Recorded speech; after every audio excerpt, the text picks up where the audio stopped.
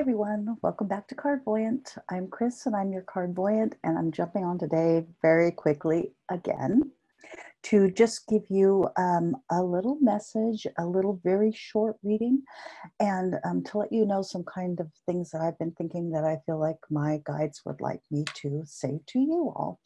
So first of all, I'm going to do a very short 2-card reading. I'm going to this time go ahead and let you see me shuffle, even though it's a process and a little, possibly boring, but feel free to skip ahead when I start shuffling. I've already shuffled a bit, so hopefully I'm a little bit ahead of the game.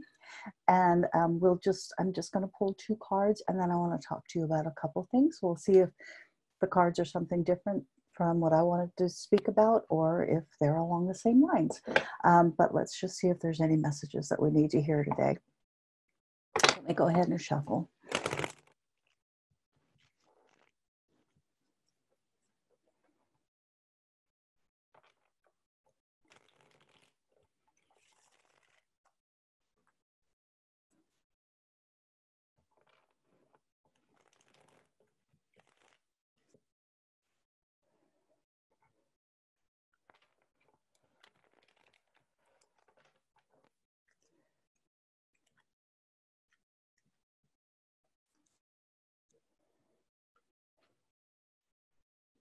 I'm going to go ahead and set this down so you can see while I continue shuffling and lay down the 2 cards.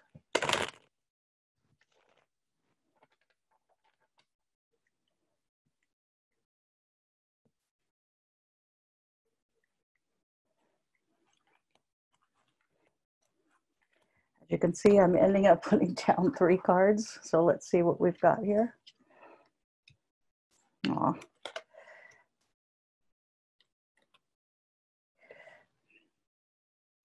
Well, again, we get this just really wonderful energy that I will talk to you about.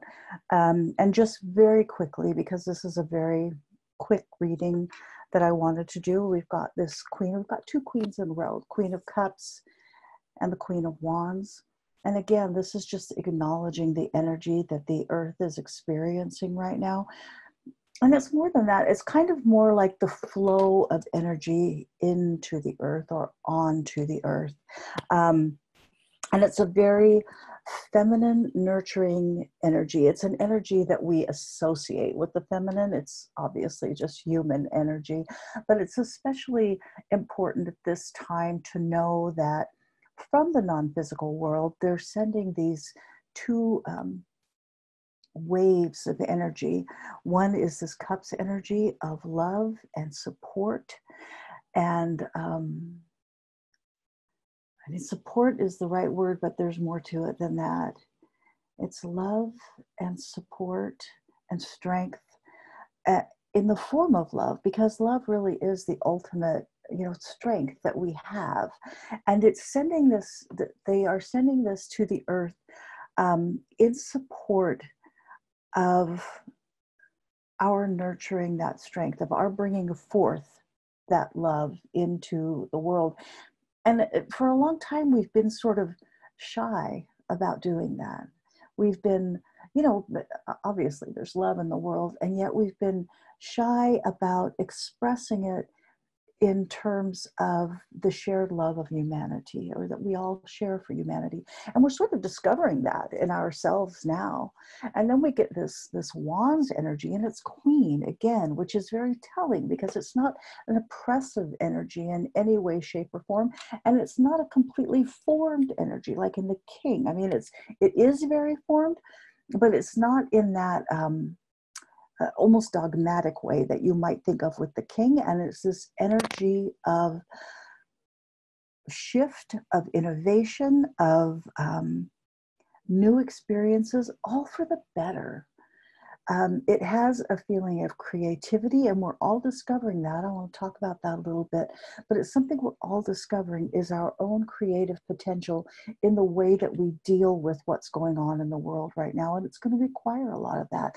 But the message is from the non-physical world, from my spirit guides, there's many in the non-physical world that are involved in this shift, and they're sort of taking a very much of a watching and helping stance. And there's like there's a long like line of them. I feel like circling the globe, sort of helping with this shift, easing our troubles in so many ways, so often non-physically, in that they're emotional support. I mean, there's a lot of things going on because there's a lot of inspiration in the world right now in ways to help this.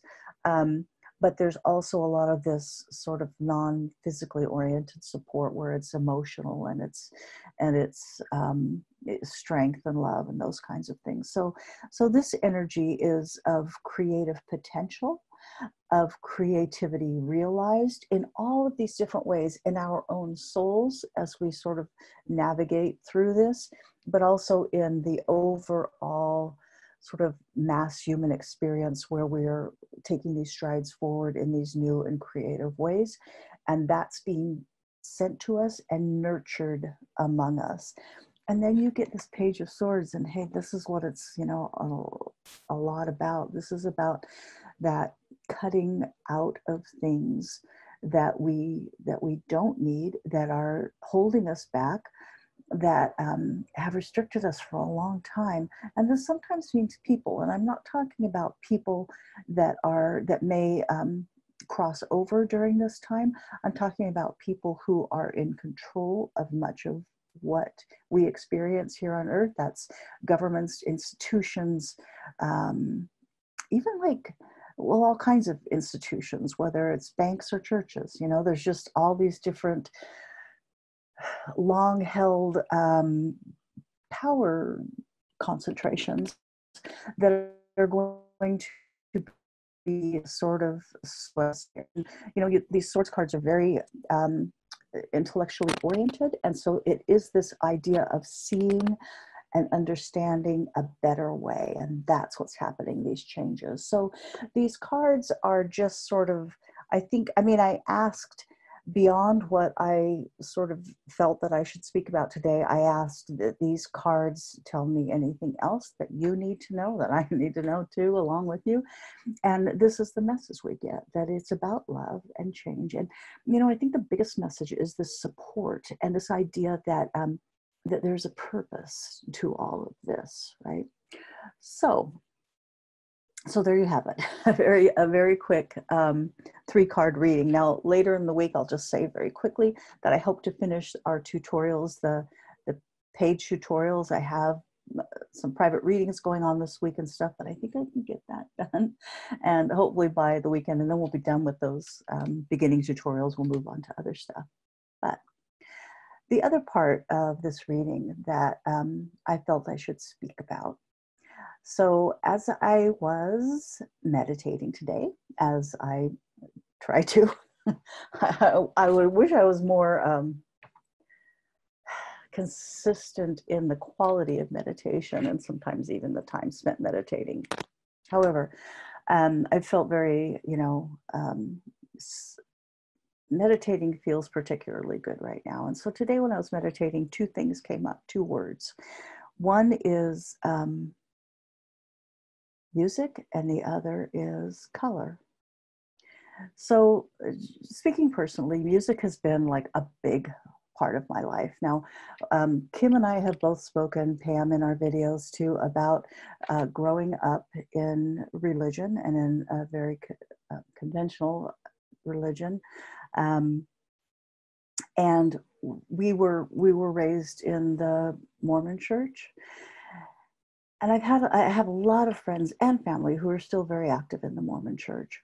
And I've had more than one of them ask me, don't you miss it? You know, what do you miss about church? And I've thought about that a lot.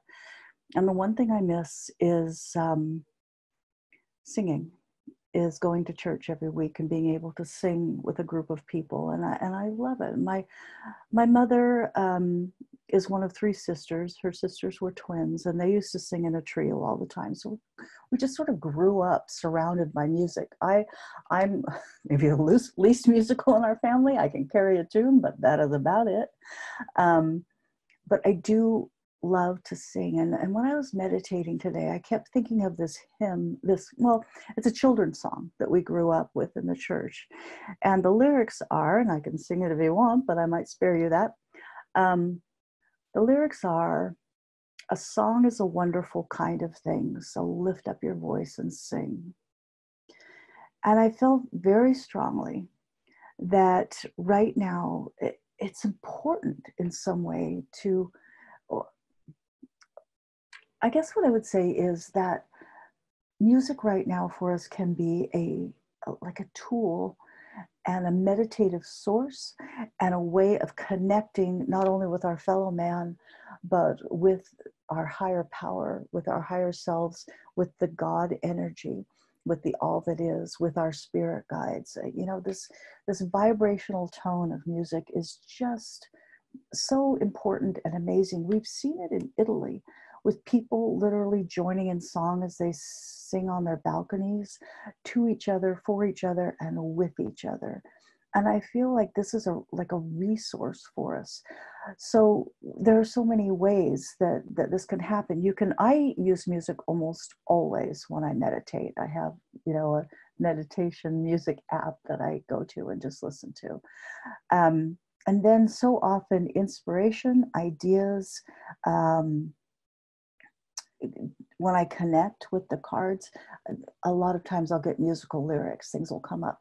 A lot of times when I'm listening to music or particularly driving, a song will come on and it will send chills because it means something to me. We talked in one of our Psychic Sisters videos when we're talking about signs and stuff, about the ways that music has happened to us with music. So I just feel like it's a way for us to connect. And that's one of the things that's happening right now, is we're learning to reconnect as souls. I was going to say as human beings, but it's as souls, to understand that we are all connected, that we're all part of the divine. I've mentioned this in my other videos, but music is a way to do that. And I've thought a lot about movies. And here's why. That's another thing our family loves, is movies and entertainment. And for a long time, that's what I thought I would do professionally. That's what I wanted to do professionally. I ended up in journalism, but that's another story. But I've thought about how in the 1920s and 30s, in the deepest parts of the Depression, the kinds of movies that were being made were these light-hearted, happy ending movies, and especially musicals. I mean, that's when Shirley Temple was at her height. That's when all these, big MGM musicals were the mainstay of the movie industry. And I've compared that to now, not this moment, but the leading up to it that we've had with the sort of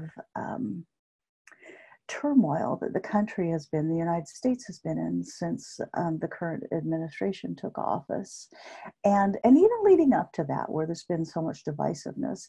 And we've had instead a mainstay of superhero movies. Now you can see why that might be. I mean, this idea of sort of overcoming the feeling of powerlessness to a feeling of power. So I think that's important too. But I feel like it would behoove us at this time to get back to that feeling of music and of the way that we express our unity through music. We express joy through music. We express connection to the other side and to each other through music, and that we are able to allow our emotions to flow so freely and so openly and so joyously, and sometimes so sorrowfully. I mean, we have to get those emotions out too, but all through music. So I want to encourage you to do that. It raises our vibration, which is something that we all need to do. And you can do it however. If you play music, sing music, I mean, do it more. I sing all the time, to an annoying level, if you ask my kids. And just through the house. And there are people who can play music and if nothing else, listen to music and, go back and watch the old musicals. There's my mother, who's 87, and I have recently started watching Zoe's Extraordinary Playlist, which is this wonderful musical-based TV show. And there's all kinds of that stuff out there. So like indulge in it, be part of it, because it will help your soul, your attitude, your vibration.